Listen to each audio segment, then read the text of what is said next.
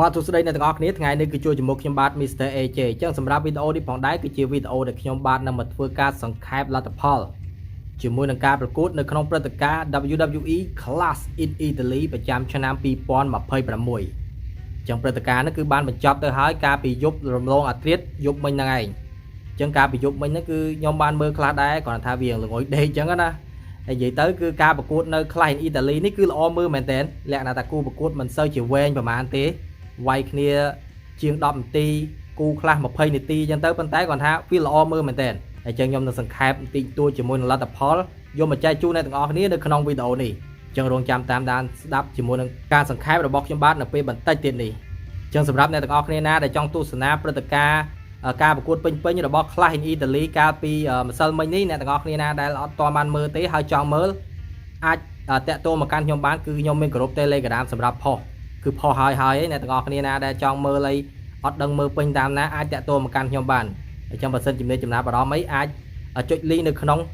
description របស់វីដេអូនេះបានចុច link ខៀវៗហ្នឹងទៅដើម្បីចុះឈ្មោះតាក់ទងជាមួយខ្ញុំបាទនៅក្នុង Telegram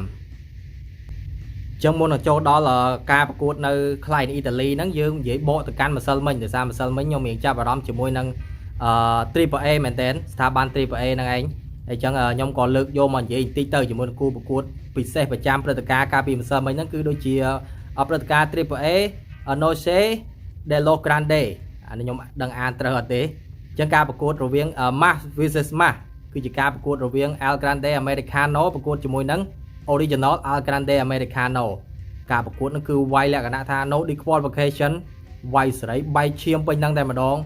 ហើយការប្រកួតដូចជាជិត1ម៉ោងឯណោះហើយបញ្ចប់ទៅដោយ El Grande Americano យកឈ្នះទៅលើOriginal El Grande Americano បានន័យថារបស់ដើមគឺចោះចាញ់របស់ copy ហើយក្រោយពីឈ្នះហើយក៏ដោះសោមុខចេញទៅ Original El Grande ហ្នឹងក៏ដោះសោមុខចេញហើយក៏បង្ហាញមុខពិតរបស់គាត់គឺ Jet Cable ហ្នឹងឯងទោះបីមិនបាច់ដោះចេញក៏គេដឹងថា Jet Cable ដែរគ្រាន់តែថាអានេះគេធ្វើលក្ខណៈថា respect ទៅលើការប្រកួត Match vs Match ហើយចឹងទៅអញ្ចឹងក៏មានការដោះសោមុខហើយនិយាយអរគុណនិយាយអីចឹងណានិយាយទៅគឺយើងចាំមើលតួអង្គ Jet Cable ហ្នឹងគឺគាត់វិលមកកាន់ Jet Cable វិញហើយបាត់ Jet Cable មួយរយៈចេញតែ El Grande Americano ឥឡូវ Jet Cable គឺបានវិលត្រឡប់មកវិញហើយម្នាក់ដែលឈ្នះ Jet Cable ហ្នឹងគឺយើងមិនបាច់និយាយក៏យើងដឹងដែរគឺ Louis Kaiser គាត់ថាឥឡូវគឺគាត់នៅក្នុងស្រោមមុខអញ្ចឹងគាត់ឈ្មោះ El Grande Americano គាត់កាន់កាប់ឈ្មោះហ្នឹងពេញសិតហើយអត់មិនចាំបាច់ហៅ copy ទៀតទេព្រោះរបស់ដើមគឺគេចោះចាញ់ហើយអញ្ចឹងបកមកកាន់ការប្រកួតនៅក្នុងព្រឹត្តិការណ៍ Clash in Italy កាលពីម្សិលមិញវិញសម្រាប់គូទី1បើកឆាកតែម្ដងគឺជាការប្រកួតរវាង Cody Rhodes ប្រកួតជាមួយនឹង Gunther ដែលនេះគឺជាការប្រកួតដាក់ខ្សែក្រវ៉ាត់ Undisputed WWE Champion ហ្នឹងឯងសម្រាប់ការប្រកួតហ្នឹងគឺវាយគ្នាមិនយូរប្រហែលទេជាង10នាទីហើយបញ្ចប់ទៅដោយ Cody Rhodes ក៏គាត់ប្រើក្បាច់ Crossroads ទៅលើ Gunther សពពេលដែល Gunther គឺលូកជើងដាក់ក្រៅសង្វៀនហើយប៉ុន្តែអាញាកដាលមើលអត់ឃើញអញ្ចឹងណាអញ្ចឹងក៏រាប់ទៅឈ្នះអញ្ចឹងទៅហើយក្រោយពីឈ្នះទៅក៏លក្ខណៈថា Gunther គាត់អត់លក្ខណៈអត់អស់ចិត្តអញ្ចឹងណាគាត់ប្រាប់អាញាកដាលបញ្យល់ថាអាញាកដាលខ្ញុំដកជើងចេញពីសង្វៀនហើយអត់គួរណារាប់ឲ្យដល់3សោះប៉ុន្តែអាញាកដាលគាត់មើលឃើញគាត់នៅបកកាយថាអត់កើតទេគាត់អត់បានឃើញអញ្ចឹង Cody នៅតែឈ្នះដែរអញ្ចឹងគូនេះគឺ Cody Rhodes ក៏គាត់យកឈ្នះហើយក៏ការពារ Undisputed WWE Champion របស់គាត់បានសម្រេចអញ្ចឹងប្រហែលជាបើយើងនិយាយទៅគូនេះអាចថា Gunther ជាមួយ Cody Rhodes នេះគឺអត់ទាន់ចប់ទេអាចទៅតសាច់រឿងវាយគ្នាមកប្រកួតពីប្រកួតឬមួយក៏មកព្រឹត្តិការណ៍ពីព្រឹត្តិការណ៍ទៀតឯណោះប៉ុន្តែយើងមិនបាច់និយាយច្រើនទេគឺ Gunther នៅចាញ់ Cody ដដែលហ្នឹងអញ្ចឹងមកដល់គូទី2តែម្ដងគឺជាការប្រកួតរវាង Rhea Ripley ប្រកួតជាមួយនឹង Jade Cargill ដែលនេះគឺជាការប្រកួតដាក់ WWE Women Champion ហ្នឹងឯងចឹងសម្រាប់ការប្រកួតហ្នឹងខ្ញុំអត់មានរៀបរាប់អីច្រើនទេដោយសារអត់បានមើលចឹងខ្ញុំសូមនិយាយពីលទ្ធផលតែម្ដងទៅគឺ Rhea Ripley ក៏បានយកឈ្នះទៅលើ Jade Cargill ហើយចឹង Rhea Ripley ក៏គាត់ការពារ WWE Women Champion របស់ខ្លួនបានសម្រេចហើយចឹងខ្ញុំសូមនិយាយមកដល់គូទី3តែម្ដងទៅគឺជាការប្រកួតសងសឹកដែលពិសេសមែនទែនគឺជាការប្រកួតរវាង Brock Lesnar ប្រកួតជាមួយនឹង Obafemi ដែលនេះគឺជាការប្រកួតទឹកទី2សងសឹកតាំងពី WrestleMania ហើយចឹងសម្រាប់ការប្រកួតនេះគឺល្អមើលមែនតើអ្នកទាំងអស់គ្នាវាយមិនយូរទេប៉ុន្តែល្អមើលមែនតើហ្មងសឹងតែអ្នកមើលមិនបាច់ដកដង្ហើមលក្ខណៈថាវាបដូរពីមួយក្បាច់ទៅមួយក្បាច់អត់មានឲ្យចាំយូរទេប្រកហ្នឹងក៏លះហះទៀតអាយុច្រើនមែនប៉ុន្តែលះហះខ្លាំងហ្មង និយាយទៅកីឡាករក្មេងៗហ្មងគឺអត់ស្មើប្រុសទេត្រឹមអូបាហ្វេមីគឺប្រុសលើកផុយហ្មងឯងមិនលើកតែម្ដងទេ F5 យ៉ាងហោចណាស់ក៏5ទៅ6ដងដែរក្នុងមួយការប្រកួតហ្នឹងហើយសម្រាប់ការប្រកួតហ្នឹងតែម្ដងគឺ Brock Lesnar ក៏បានយកឈ្នះទៅលើ Oba Femi បានសម្រេចបានន័យថាសងសឹកហើយគឺ1ស្មើ Brock ក៏គាត់បាននិយាយដែរគឺ1ស្មើហើយអញ្ចឹងកុំចង់ខ្លាំងទៀតបានន័យថាកាល WrestleMania Oba ឈ្នះអញ្ចឹងមកដល់ Client Italy នេះគឺ Brock ឈ្នះវិញហើយខ្ញុំអត់ទាន់ដឹងថាគូប្រកួតហ្នឹងគេអាចបញ្ចប់ត្រឹមហ្នឹងឬមួយក៏អាចតទៅសាច់រឿងក្រោយទៀតតែបើសិនជាវាយគ្នាម្ដងទៀតនៅ SummerSlam អីហ្នឹងគឺ Brock ដឹងតែអស់ផ្លូវហើយបានន័យថាគឺគាត់ចាញ់វិញហើយអត់អាចឈ្នះ Oba Femi បានទេដោយសារ Brock គាត់ប្រហែលជាចូលនិវត្តន៍ឆ្នាំហ្នឹងហើយអញ្ចឹងគាត់នឹងចាញ់ Oba Femi ម្ដងទៀតឬមួយក៏គាត់ចប់សាច់រឿងជាមួយ Oba ទៅវាយជាមួយកីឡាករផ្សេងតែនិយាយហើយគឺ WWE និយាយបញ្ជាក់ទៅ Triple H ទៅហើយថាកុំរៀបឲ្យកាន់ធើប៉ះជាមួយ Brock ទៀតកុំឲ្យគេថាលក្ខណៈ career killer ទៀតព្រោះអីអស់3នាក់ហើយអញ្ចឹងអត់មានឲ្យ Brock ទៅប៉ះជាមួយកាន់ធើឲ្យចាញ់ម្ដងទៀតទេលក្ខណៈថាវាដូចជ្រុលពេកចឹងមកដល់គូទី4តែម្ដងជាការប្រកួតរវាង Becky Lynch ប្រកួតជាមួយនឹង Soruka ដែលនេះគឺជាការប្រកួតដាក់ខ្សែក្រវ៉ាត់ Women Intercontinental Champion សម្រាប់ការប្រកួតហ្នឹងគឺខ្ញុំក៏អត់បានមើលដែរដោយសារគូស្រីៗដូចនិយាយចឹងគឺអត់សូវដែរចាប់អារម្មណ៍ចឹងអត់មើលទេ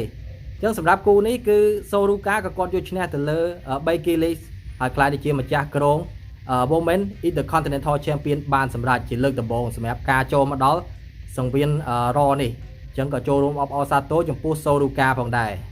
ចឹងសម្រាប់គូពិសេសបញ្ចប់តែម្ដងប្រចាំព្រឹត្តិការណ៍ Client Italy គឺជាការប្រកួត Tribal Combat ជាការប្រកួតរវាង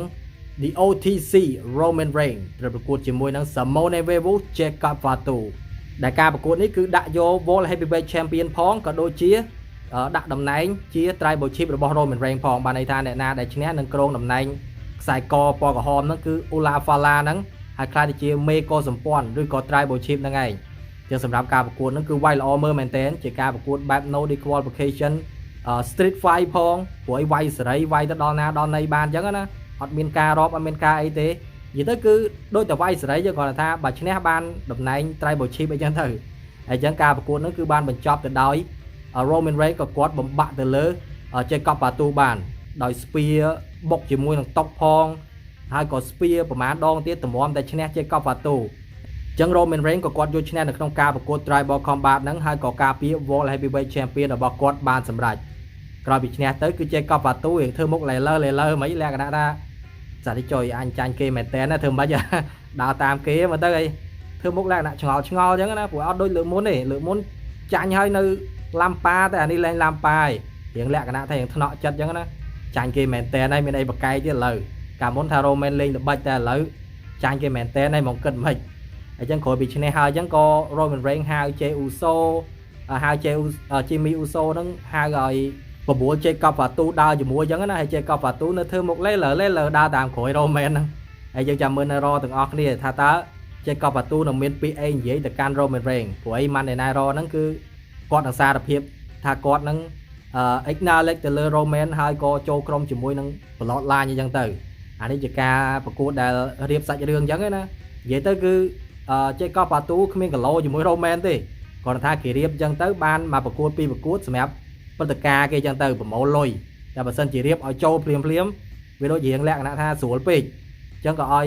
Roman នឹងដាក់ challenge ឲ្យវាយប្រហែលប្រកួតអញ្ចឹងទៅចុងក្រោយនៅចូលជាមួយ Roman ដែរហ្នឹងចឹងសម្រាប់ការសង្ខេបជាមួយលទ្ធផលនៅក្នុងការប្រកួត WWE Client Italy ប្រចាំឆ្នាំ2026គឺបានបញ្ចប់ត្រឹមហ្នឹងហើយខ្ញុំសង្ខេបតិចតួចទេអត់មានរៀបរាប់អីច្រើនពេកទេហើយនិយាយទៅគឺចាប់ពីត្រឹមសប្តាហ៍ក្រោយទៅគឺចាប់ផ្ដើមមានការប្រកួតជម្រុះ Tournament King and Queen of the Ring ហើយក៏មានដាក់តារាងដាក់អីបង្ហាញឲ្យយើងមើលដែរនិយាយទៅគឺខាងប្រុសអត់មាន Randy Orton អត់មាន CM Punk អីទេប៉ុន្តែមាន Finn Balor ខ្ញុំរៀងមានសង្ឃឹមដោយសារតែមាន Finn Balor នៅក្នុងហ្នឹងប៉ុន្តែក៏មាន Oba Femi ទៀតលក្ខណៈថាសិតទៅជាកីឡាករខ្លាំងខ្ញុំខ្លាចតែ Finn អត់បានឈ្នះទេខ្ញុំចង់ឲ្យ Finn គាត់ឈ្នះ King of the Ring ហ្នឹងទៅប៉ះខ្សែក្រវ៉ាត់ធំនៅ SummerSlam ដើម្បីគម្រប់10ឆ្នាំដែលគាត់បានខ្សែក្រវ៉ាត់អញ្ចឹងទៅប៉ុន្តែខ្ញុំមើលទៅដូចជាមិនសង្ឃឹមសោះដោយសារខ្ញុំគិតថាប្រហែលជាគេឲ្យ Oba Femi នឹងឈ្នះ King of the Ring ក៏ថាបានដែរនិយាយទៅខ្ញុំពិបាកចិត្តមែនទែនបើសិនជាអត់មាន Randy Orton អត់មាន CM Punk ក៏អត់ចុះតែបើមាន Finn ក្នុងហ្នឹងខ្ញុំចង់ឲ្យ Finn ឈ្នះអញ្ចឹងណាព្រោះអីគាត់រៀង กลากรមានមុខមានមាត់ដែរហើយមកធ្វើអាចចែមវាយរីរងអីដូចជាពិបាកមែនទែនខ្ញុំឃើញគាត់មាននៅក្នុងហ្នឹងខ្ញុំមានសប្បាយចិត្តប៉ុន្តែក៏ยังខកចិត្តដែរព្រោះដឹងតែគាត់អាចនឹងចាញ់អញ្ចឹងណាតែយើងចាំមើលទាំងអស់គ្នាដោយសារការប្រកួតនេះគេចាប់ផ្ដើមពីសប្តាហ៍ក្រោយទៅហើយនិយាយទៅគឺយើងចាំមើលថាតើកីឡាករណាដែលស័ក្តិសមខ្លាចជាអ្នកគ្រោមកុដ King of the Ring ក៏ដូចជា Queen of the Ring អញ្ចឹងទៅប៉ុន្តែខាងស្រីខ្ញុំអត់រៀបរាប់ច្រើនទេមានប្រហែលអ្នកហ្នឹងឯងខ្ញុំដាក់រូបភាពឲ្យមើលហ្នឹងអញ្ចឹងចាំមើលអ្នកណាគេអាចនឹងឈ្នះ King and Queen of the Ring ទៅប៉ះម្ចាស់ខ្សែក្រវ៉ាត់ធំមិនថាផ្នែកនារីក៏ដូចជាផ្នែកបរិសុទ្ធអីចឹងទៅអញ្ចឹងខាងប្រុសអាចរើសបានមួយខាងស្រីអាចរើសបានមួយឲ្យតែខ្សែក្រវ៉ាត់ធំចង់វាយជាមួយពីណាគេក៏វាយទៅអញ្ចឹងសម្រាប់ការសង្ខេបរបស់ខ្ញុំគឺមានតែប៉ុណ្្នឹងទេបើសិនជាការលើកឡើងរបស់ខ្ញុំមានចំណុចខ្វះខាតកន្លែងណាក៏សូមមេត្តាអធិស្ឋានផងដែរហើយអញ្ចឹងចាំជួយជាមួយខ្ញុំបាទនៅវីដេអូក្រោយទៀតអញ្ចឹងវីដេអូនេះពីខ្ញុំបាទ Mr. AJ ក៏សូមអរគុណសូមជម្រាបលា